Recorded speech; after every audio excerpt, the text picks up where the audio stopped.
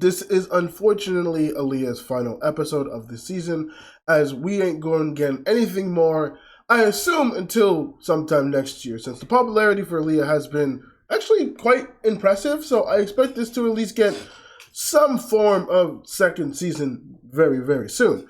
But for now, let us talk about the last episode for this time. Episode 12 of Alya Sometimes Hides Her Feeling in Russian starts out with both Kuze and Alya actually at the podium where they're going to have the closing ceremony, where they sit there and they're discussing things of how their plan is going to work and how the discussion happens.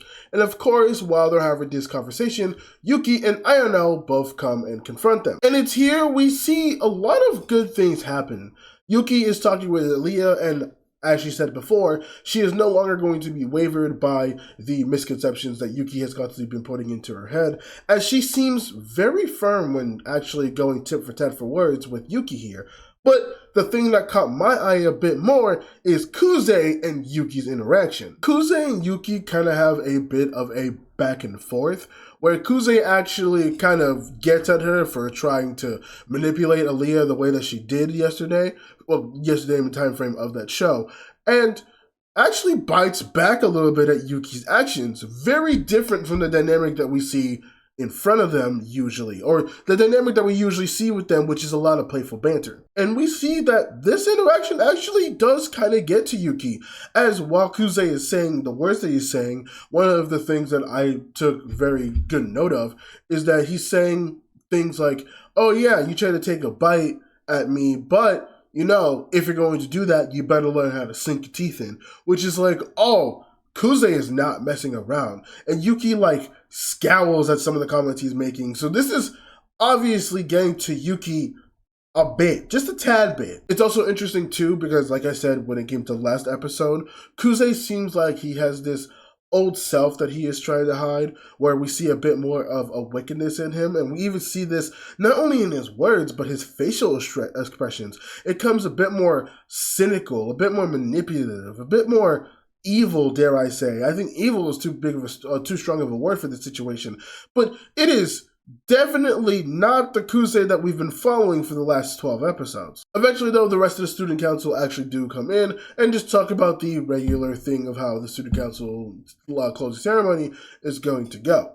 And the president at the time actually asked whether Yuki and Ayano or Alya and Kuze want to go first or second. And it was decided before by rock, paper, scissors, but Kuze doesn't want this to happen, and so they decide on a coin toss, where Yuki even says that Ayano will flip the coin, and Kuze says, no, we're going to get a third party to do it. It definitely seems that after the things that Yuki has done, Kuze is now taking far more, like drastic measures in order to make sure that Yuki is a bit more in line. Kuze is being very careful what he's allowing Yuki to do and not do. And I'm very interested to see how that will change their dynamic if we ever get a second season, or if I get curious enough and read the manga. But it was decided that Masha would actually go ahead and do the coin toss. And we see that Alya is asking Masha if she is going to be able to even do it, which, you know, Masha says she can, and I do forget that Masha is kind of hiding the fact that she's a lot smarter than she leads on to be for Alya's sake, which is very interesting indeed. I still think the theory of Masha is the blonde girl that Kuze met that while ago is still true, but as of right now, we have no real basis for that. So that's going on the back burner. As the coin flips, Masha catches it and asks Alya if she wants heads or tails. Alya doesn't really think about it too much, so she calls for heads. But unfortunately it's tails, so Yuki gets to decide whether she goes first or if she goes second. And she thinks about it for a bit, and I think she's caught on somewhat a tad bit to the tactic that they were going for, and so Yuki decides to go first. Because I think her logic in it is that if she were to go second, it would not be as much of a decisive win in a sense, I think, in terms of like the size of applause they get and all that stuff. So she wants to go first in order to drown out any sort of win Alya might have. Of course, they all disperse, and then we cut to the actual closing ceremony for the semester, where all the little classes and clubs are having their own like speeches about, you know, their goals, their stuff, their thank yous and whatnot. And then we finally get to the student council where they're wrapping up their whole stuff and the president's talking. And then we finally get to the big meat of it, where Yuki goes on stage and basically, in the words of Kuze that he says a little later, basically says nothing, where she says that she will make sure that she will listen to the people, which everyone says that they listen to the people. I think the way that she delivers the speech is definitely good and definitely well, but overall, Kuze's right. She really doesn't say much. She even goes as far as to show the suggestion box that is at the school that no one uses but she's not really bringing any new ideas front or anything that's really groundbreaking. But the way she says it is actually really good and really convincing.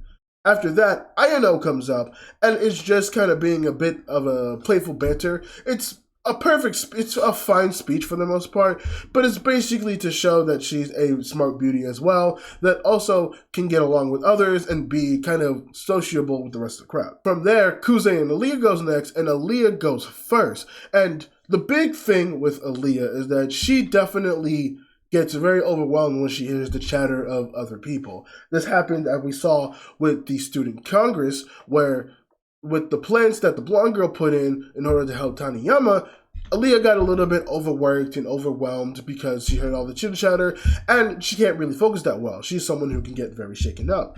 So what she did, which I actually thought was a smart ploy, is that while everyone was chatting, she actually starts speaking in Russian. This grabs everybody's attention, and then she plays it off as a joke, saying, "Oh, sorry, I think I got a bit nervous because I started speaking in Russian," which everyone kind of takes as a nice playful joke. I didn't completely understand at first, but it does make sense. When you speak a completely different language that someone might not be talking about, people might be a bit confused, but they're going to turn and they're going to, pay attention to what the hell is going on. When someone doesn't understand something, they'll try to focus and be like, "What the hell?" But Alya then goes back to Japanese, English, because, depending on what you're watching, goes back to Japanese and starts talking, and she goes off saying, "Listen, I don't have the track record that Yuki has. I have so much more work ahead of me, but the thing about me is that I'm willing to put in the work, and I'm willing to do what I need to do to prove to everyone that I am the round student president." And then she goes off, she's telling the truth for the most part, saying like, "Yeah, it's going to be a long road and it's going to be a lot of work, but I'm going to show you that by the end of this, I'm going to be better than any president that has stepped foot." She didn't say something like that, but she's going to prove that she is very capable and very manageable in terms of being a student council president. And a good thing too, a lot of the students actually resonate with that.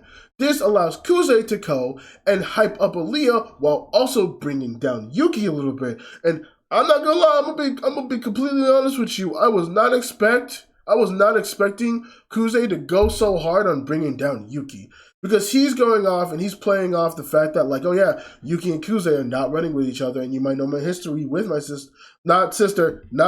They don't know. No one knows that they're sisters and like they're siblings. But Kuze does go off being like, "Yeah, you might have heard the rumors of like when I was in middle school, and the reason I left Yuki is I think Alya is better." Let's be clear. I dumped Yuki.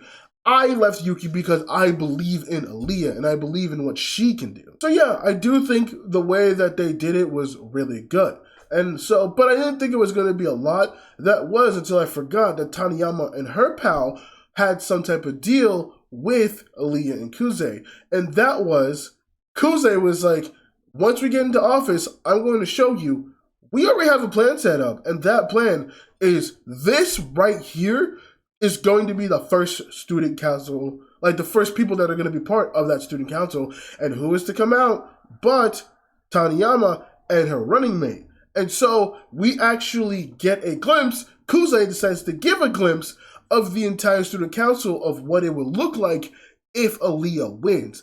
And it's also impressive because someone like Taniyama, who actively and verbally and vocally went against Alya, after a whole fiasco happened, is now endorsing Alya, which is big and huge. This even catches Yuki off guard because I don't think she was expecting to actually get Taniyama and them on their side, which we later get that conversation where Taniyama is saying, oh yeah, this is the last thing I'm going to do for you, but I suspect if Alya wins presidency, Taniyama, along with the blonde girl, will be joining that student council. Yuki here, even amidst defeat, she sits there and she's like, yeah, I can't really do anything about this.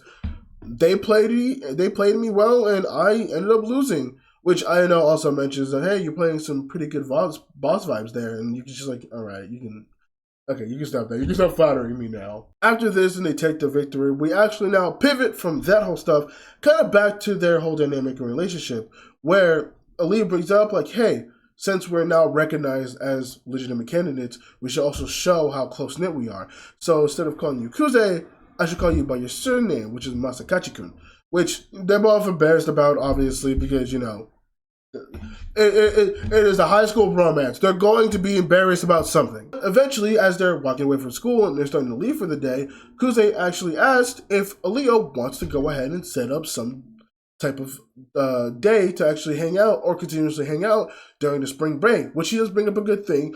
Ayano and Yuki technically live with each other, so they're going to have basically all break to plan anything they're going to need to once they come back.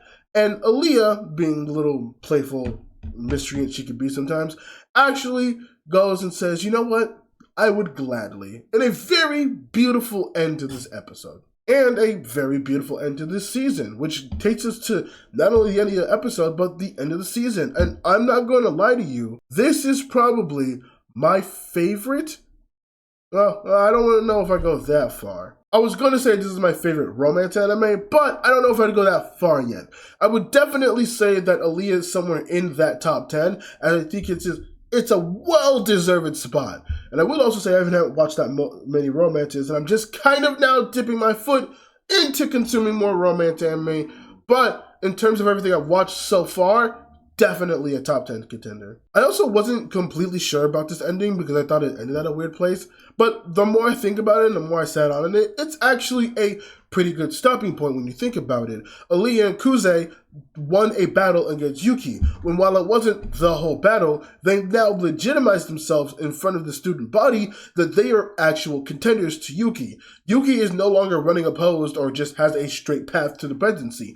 Yuki now has to fight. She can't just dawdle away and throw out small little plans anymore. She actually has to start fighting for that position. So I think that's a good place for the anime to stop for, at least for the season. But yeah, overall for this episode, I give it an 8.5. And honestly, for the entire show, it might go down later when I do like a proper review of this later. But right now, I want to give Alya a 9. Everything from the mystery to the way that they gave all the little nitpicks to even the romance stuff and the multiple layers. Everything about it was so beautifully told, from characters to story backgrounds to the actual love romances and the dynamics. I loved every episode so much, and it always left me wanting more. Alya is definitely not only one of my favorite animes of the season, but probably going to be somewhere up there for my favorite romance and of the year at the very least, and somewhere in a contender for best anime of the year. Honest to God, if it wasn't for Kaiju number 8 coming out this year, I would highly, highly push that this potentially would have been my anime of the year. But there's a few other things along with Kaiju number 8, and I think 1 or 2 things I'm not thinking of right now, that are currently taking over that spot. But Alya definitely gets my nomination somewhere in like the top 5. At least for right now. Obviously, we still have a full season of fall, and fall is stacked with some big shit. So we will see where everything goes from there. But as of right now, where it stands, I give Alya Sometimes Hides Her Feeling in Russian, episode 12, an 8.5 out of 10, and I give the entire season rating a 9 out of 10.